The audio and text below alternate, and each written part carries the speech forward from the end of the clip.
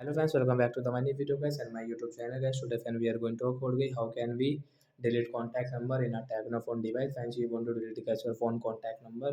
So then how can you delete today friends? I will show you. I will tell you in this video guys. So before starting video friends, first of all go and subscribe the channel guys. Click the bell icon, like the video. So first of all guys, we will on guys our phone setting guys. Oh sorry friends, open your first of all dial pad setting guys. This phone setting guys. Tap here and by which number guys you want to delete guys, you can delete from here. Select a number and guys you want to delete guys. Suppose guys you want to delete this contact number and guys I want to delete guys my friend's contact number. So guys you can tap here. As you can see three dot option, tap here. As you can see guys you move to another contact, set ringtone, add to home screen, and guys you can see delete option. So guys click on delete option. As you can see this contact will be permanently deleted from your device. Yes, we want to delete. You can see that one contact has deleted. So like that we can delete guys contact number in Technophone device. So that's it guys. Thanks for watching the video. Bye bye friends. Thanks for watching the video.